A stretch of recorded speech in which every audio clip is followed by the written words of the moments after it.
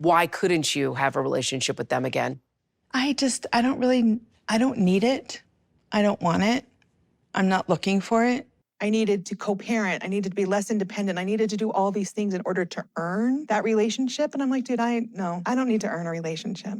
The morning light filtered through Janelle Brown's Flagstaff windows like a gentle promise of something new. Inside her modest rental, something had shifted. For the first time in what felt like forever, she wasn't running from anything or toward anyone. She was simply here, present, free. Her fluffy socks padded softly against the kitchen floor as she made her morning tea, the production crew moving like shadows in her periphery, setting up their equipment with practiced silence. They all knew what was coming. Cody was on his way. Across town, Cody Brown gripped his steering wheel like it was the only thing keeping him tethered to reality. His eyes were bloodshot, heavy with sleepless nights and the weight of Robyn's ultimatum still echoing in his ears. You need to make things right with Janelle. You have to fix what you broke. But as he drove through the familiar streets, one question haunted him. Did he even know what he was trying to fix anymore? Hey, hello everybody, welcome back to my channel, Soul Sister Wives. Make sure to give this video a thumbs up. What had once been a family now lay scattered like pieces of a mirror that had shattered beyond repair. Each fragment reflected something different, something broken. When Cody finally stood at Janelle's door, he took that deep breath you take before diving into cold water. Janelle met him inside, arms crossed, face unreadable, a fortress that had learned to protect itself. Janelle, his voice carried the rehearsed weight of a man trying to sound sincere. I've been thinking. I want to talk about us. Her eyebrow arched like a question mark. We can rebuild this. I think we can start over. I'm sorry for how things went down. Robyn thinks, and then it happened. Laughter erupted from somewhere deep in Janelle's chest, filling the room like music you didn't expect to hear. It wasn't bitter or mocking. It was pure, honest amusement. Even the cameraman lowered his lens, caught off guard by the sound. You think I'd come back because Robyn told you to come here? Her voice danced with disbelief. That's your pitch. Cody's face crumpled like paper, confusion and wounded pride written across every line. You don't have to laugh at me. Oh, but I do, she said, wiping away a tear that could have been from laughter or something deeper. Because you're so predictable, it's almost beautiful. Robyn's losing her grip. So here you come, crawling back after years of tearing down everything we built together. After ignoring my boys, after silencing my voice. But Janelle wasn't finished. The words had been building inside her like pressure in a dam, and now the floodgates were open. Cody, you abandoned your responsibilities. You handed Robyn the keys to everything. Your future, your finances, your heart. You chose your favorite and let her drive. And now that it's all crashing down, you want me as your safety net. She paused, letting the weight of her words settle in the space between them. I'm not the same woman anymore. Cody stood there in stunned silence, unable to meet her gaze, absorbing the truth she'd just laid bare. I didn't mean for this to happen. Didn't you? Her voice rose like a tide. You planned this, you let this happen. You don't get to fix it now with a handshake and some hollow apology. Without another word, Cody turned and walked away. The door clicked shut behind him, like the final note of a song that had played too long. Janelle smiled then, releasing a sigh that carried 10 years of pain with it. Miles away in Los Angeles, the editing room at TLC hummed with activity. On the timeline, Robyn's latest confessional played out, her voice trembling, eyes glistening with manufactured tears. I never wanted to be the favorite, she sobbed. I just wanted to bring everyone together. Melissa, the supervising editor, rolled her eyes so hard they practically fell out of her head. How many times is she going to say that, she muttered. Her assistant chimed in. The audience isn't buying it anymore. Focus groups hate this storyline. They're calling it performative. Melissa sighed, leaning back in her chair. Then, with surgical precision, she clicked and dragged Robyn's final confessional off the timeline and into the archive folder. Deleted. We're cutting her. That's it. This isn't Robyn's redemption arc anymore. This is Janelle's moment. Later that evening, under a desert sky painted with stars, Janelle sat on her patio with a glass of wine. Her phone buzzed, a text from Mary. He tried it with me too. Said he needed me. I told him to go talk to Robyn. P.S. Heard you laughed in his face. I can't. Janelle snorted, typing back. It felt good. I didn't realize how ready I was to be done until I said it out loud. Another buzz, this time from Christine. Queen behavior. We're watching the rough cut right now. Editors cut Robyn's entire final scene. This is the Janelle show now. Janelle set her phone down and looked up at the stars. For once the weight was gone. In the unused deleted footage from her interview, Robyn sat wiping mascara streaks from her cheeks, her voice strangled with emotion. I just think if we all tried harder, if we gave it more time, Janelle would come around. She always has before, she said to the off-camera producer's voice. She did come around, just not back to you. Robyn blinked at the camera, looking genuinely shocked, genuinely hurt. But for the first time, the tears fell flat, summoning no sympathy from anyone watching. Why isn't this scene being used? She whispered to the empty room. Nobody answered because nobody was left to care.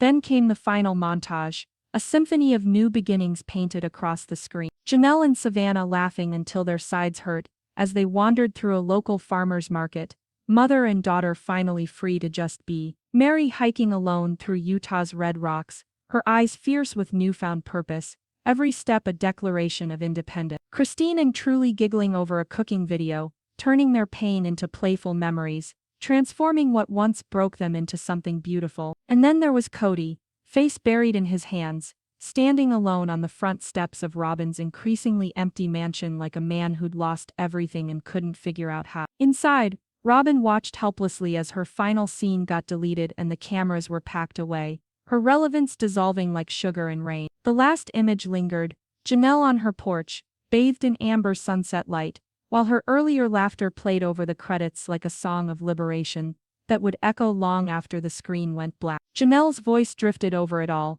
A woman can only be silenced for so long before she starts laughing at you, and once she does, there's no going back. The floorboards creaked under Robyn Brown's restless pacing, the only sound brave enough to break the suffocating silence in her house. Her eyes were swollen, her cheeks blotchy from tears that nobody would ever see on television. A sympathetic camera operator had leaked the rough cut of the final episode, and Robyn's worst nightmare was playing out in real time.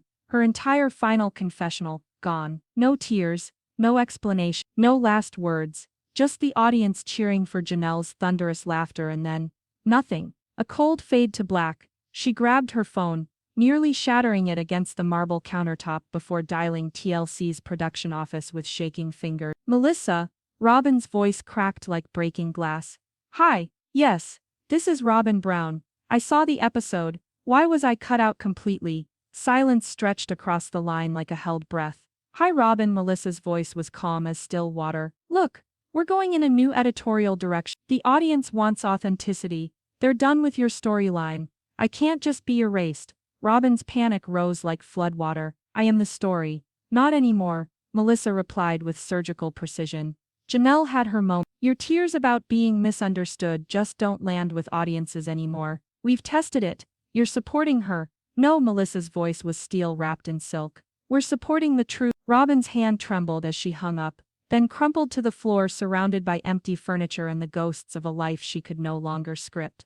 Miles away in Utah, Christine Brown leaned over her kitchen table, laptop glowing, eyes bright with purpose. Across the screen, Janelle sat with a glass of water and a mischievous smile that could light up a room. Christine, you laughing in his face. I haven't seen anything better on television all year. Janelle grinned. My pleasure, Christine replied, her smile carrying years of suppressed truth. It just happened.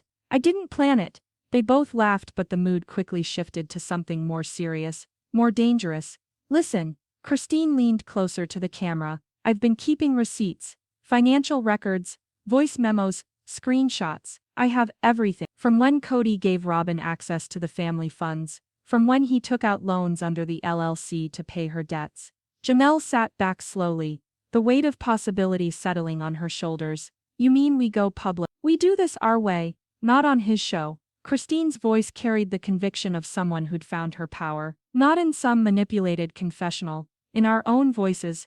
Janelle paused. She'd been quiet for so long, her voice nearly forgotten even by herself. Let's do it, she finally said. They wanted to silence us. Let's give them something they can't edit. Across town, Kody sat in what used to be Robyn's grand living room, now echoing with emptiness. The mortgage was 4 months behind. property taxes unpaid, half the furniture sold to keep the lights on. He stared at his phone like it might offer salvation. But TLC wasn't calling. Janelle wasn't returning. There was no plan B. They don't understand, he muttered to the empty room. I gave everything for this family, I tried to leave. But even as he spoke the words, he knew nobody believed them anymore. Not even himself. His phone buzzed with a notification that felt like a slap. A new social media trend was exploding across the internet. Janelle's memes, Instagram posts, countless TikToks spreading like wildfire among divorced women, single mothers and everyone who'd once supported Cody but now saw right through him. One TikTok caption read, "Janelle Brown laughing in Cody's face forever is the most satisfying thing I've ever witnessed." He turned off the phone and sank deeper into the couch, a man drowning in the consequences of his own choices. A week later, Christine and Janelle sat side by side in Christine's Utah home, their own camera crew ready, no producers, no scripts, no network executives pulling strings. For years we let someone else control our narrative, Christine said, looking directly into the lens. But not anymore. We stayed quiet to protect the family, Janelle added, her voice steady as mountain stone. But silence let the wrong people take control. For 45 minutes, they talked about everything: the income disparity, the property scandals, the favoritism, the emotional manipulation, and how Robyn had convinced producers to bury anything that might damage the family's image while keeping most of the profits for herself. Christine's final words rang out like a bell. We're not angry anymore, we're free, and finally we're telling the truth. Then came Mary's cryptic Instagram story, posted after she'd watched the entire explosive video. Some of us stayed quiet out of fear, some of us stayed because we believed. But now it's time to stop pretending. The final montage painted the new reality in stark contrast. Robyn clutching her phone as she watched Christine and Janelle's video spread like wildfire across the internet. Cody sitting alone in darkness, Janelle's laughter still echoing in his head like a haunting melody he couldn't escape. Janelle herself, radiant and free, walking through a sunlit park with the kind of smile that comes from finally knowing your worth. Christine wrapping her daughters in fierce hugs, all of them breathing easier in their newfound freedom. Christine's voice carried over it all. They told us we were the problem. They made us feel small. But truth doesn't need permission to be heard. In a dimly lit downtown Flagstaff office, Robyn Brown sat rigid across from her attorney, Margot Dillinger, a sharp-dressed woman in her 50s who wore her no-nonsense attitude like armor, a Bluetooth earpiece permanently attached to her ear like a battle accessory. My narrative has been erased from the show. Robyn's voice trembled with barely contained fury. They're silencing me through editing. I want to know my options. Margot listened with the patience of someone who'd heard this story 1,000 times before. TLC owns the footage. Your contract gives them editorial control. You're fighting a losing battle unless they defamed you, which they didn't. They're making me look like the villain. Robyn's voice cracked. I was trying to hold this family together. Margot's expression softened slightly. Robyn, your problem isn't legal. It's public opinion. You're not liked. You're hated. And now Janelle and Christine have seized control of the narrative. Robyn flinched at their names like they were physical blows, her throat tightening. They're turning everyone against me. Cody shut down completely. I'm alone in this. Margot leaned forward, her voice dropping to a conspiratorial whisper. Then change the game. If you can't win with the producers, go after the platform. Hit TLC where it hurts. Public pressure, contracts, exposure. For the first time in weeks, something dangerous flickered in Robyn's eyes, a spark of revenge that had been waiting to ignite. Meanwhile, in TLC's sleek headquarters, executives gathered around a glass conference table like generals planning their next move. Brad Fenner, head of reality content, slammed a folder shut with the finality of a judge's gavel. Robyn's threatening to sue, he announced to the room. We've got a viral sensation on one hand, PR nightmare on the other. His assistant chimed in with numbers that made everyone sit up straighter. Christine and Janelle's video hit 6 million views in 5 days. Advertisers are circling. What's Cody doing? Brad asked, though his tone suggested he already knew the answer would be painful. Posting videos of himself crying in his truck, talking about spiritual betrayal. The producer replied with visible exhaustion.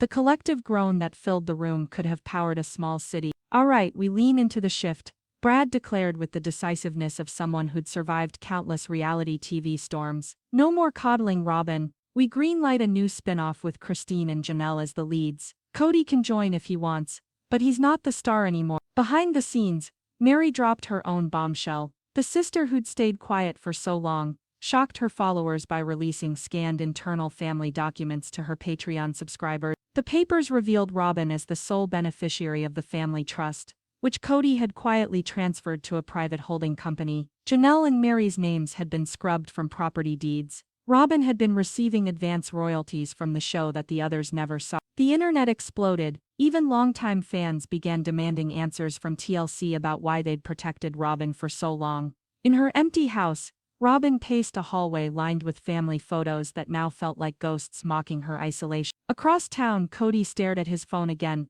that damning laugh of Janelle's playing on repeat in his mind like a broken record of his failures. But Christine and Janelle, they were walking onto the set of their new show, with crew cheering and lights blazing around them like they were rock stars taking the stage. Mary filmed herself with newfound confidence, looking directly into her phone's camera, self-assured, independent, and done waiting to be chosen. The first day of filming for Christine and Janelle's new series, tentatively titled Our Truth, Our Way, took place in Christine's backyard garden. Sunflowers swayed in the background, chickens pecked contentedly at the ground, and laughter filled the air like music that had been missing for too long. "We were raised to believe sacrifice was the highest virtue," Christine said, looking directly into the camera with eyes that had found their fire. "That serving God meant serving our husband. But nobody ever told us that losing ourselves in silence was tragic, not sacred." Janelle nodded with the wisdom of someone who'd finally found her voice. "They told us our opinions didn't matter. This show is our voice, unfiltered." Their all-female production team, completely independent of TLC, fought off any network interference. They'd created their own LLC, owning the rights to their content, planning to debut their first full episode on YouTube and streaming platforms. The off-camera producer's voice trembled with excitement that could barely be contained. "Ladies, the trailer just hit a Netflix just called. But behind those numbers lies a story that's both heartbreaking and triumphant. The story of Christine Brown, who finally learned that love doesn't have to hurt." November 2021 marked the end of an era. Christine Brown walked away from 27 years of what she'd been told was a spiritual marriage to Cody Brown. Though there was nothing spiritual about the slow death of her heart, she'd cited a lack of romance. But that was just the polite way of saying she'd finally admitted she was invisible to the man who was supposed to cherish her. When Christine realized that Cody's heart belonged entirely to Robyn, his fourth wife, she made a choice that would change everything. She packed her life into boxes and drove toward Utah, chasing something she'd almost forgotten existed: the possibility of being truly happy. By 2022, Christine had found the courage to step into the terrifying world of online dating. It felt like learning to breathe again after holding her breath for decades. Then came David Woolley, a widower carrying his own stories of love and loss, a father of 8 who understood that families come in all shapes and sizes. Their courtship moved with the urgency of people who'd learned not to waste time on maybe and what if. April 2023 brought an engagement that felt like coming home, and by October, Christine was walking down the aisle in Moab, Utah, surrounded by 330 guests who were witnessing a resurrection. The difference between her two marriages was like comparing a desert to an ocean. Where Kody had been emotionally absent, David was fully present. Where there had been tension and walking on eggshells, now there was laughter and easy affection. Their Instagram photos told a story of two people who couldn't believe their luck in finding each other. Christine's on-screen interactions with David sparkled with a chemistry that had been missing from her life for so long that she'd forgotten what it felt like. She called David her soulmate, and watching them together you could see why, but you could also see something else: Cody's discomfort as he watched his ex-wife bloom in another man's love. When Christine sat down with host Suki Krishnan for the Sister Wives Season 19 Tell-All special, she finally spoke the truth she'd been carrying like a stone in her chest. The spiritual marriage to Kody hadn't been spiritual. It had been a slow starvation of the soul, dressed up in religious language that made her suffering seem noble. "I needed closeness, real intimacy," Christine said, her voice steady with hard-won wisdom. "At first our connection felt meaningful, but the intimacy just disappeared, like it had never existed at all." She'd watched Kody pour his heart into Robyn, and realized how empty her own relationship had become. The comparison was devastating, seeing what love could look like when someone actually wanted to give it, versus the scraps she'd been accepting for years. "We used each other," Christine admitted with the brutal honesty of someone who'd stopped pretending. "Our physical relationship became robotic, meaningless, just going through the motions without any real connection."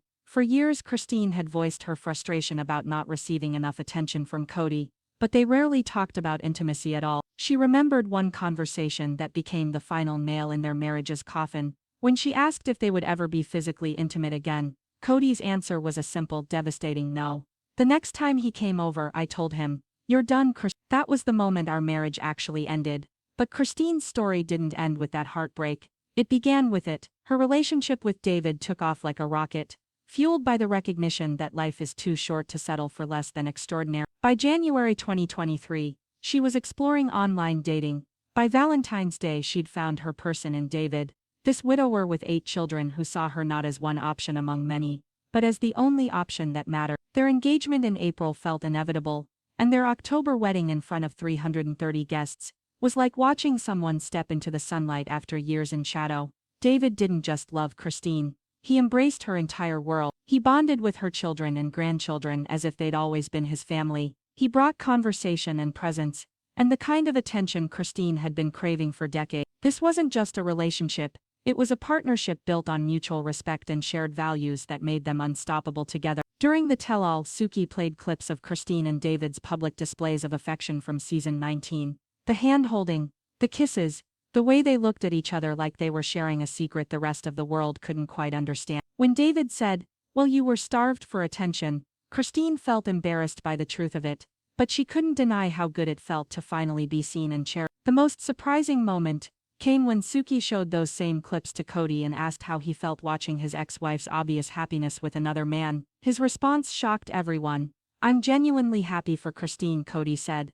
And for once he sounded sincere rather than defensive. "This is what she always wanted. I'm impressed she made it happen." He continued with rare vulnerability. "Christine was a good experience in my life, but when it came to the real relationship, we both struggled." Christine's 6 children had initially been skeptical about how quickly their mother had moved on, but they eventually embraced David and the joy he brought to their family. Even when Christine and David's constant displays of affection made them uncomfortable, they understood they were witnessing their mother finally getting what she'd always needed. "My mom always wanted more physical affection from Dad," 22-year-old Isabel explained with the wisdom of someone who'd watched her mother suffer in silence. "Now she gets to have all the physical affection she wants, as publicly as she wants." Not all of Christine's children were completely comfortable with the public displays of affection, but they were mature enough to understand what they were seeing. Their mother was reclaiming years of suppressed desires for touch and tenderness. Christine and David lived their lives authentically, showing affection regardless of who was watching, because their love wasn't a performance,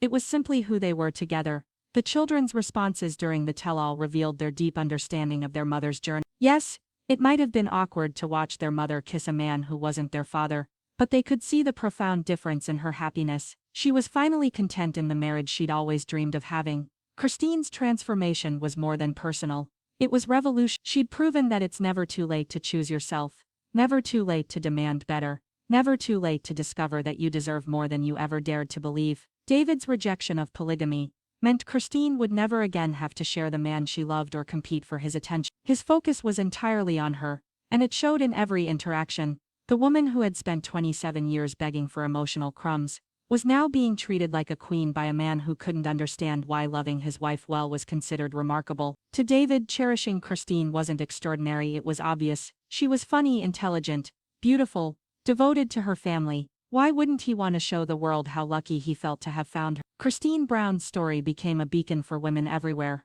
who had settled for less than they deserved. She'd walked away from everything familiar and discovered something beautiful. She was worth more than she'd ever known. And once that truth took root in her heart, there was no going back to the shadows. She'd chosen the light, and the light had chosen her back.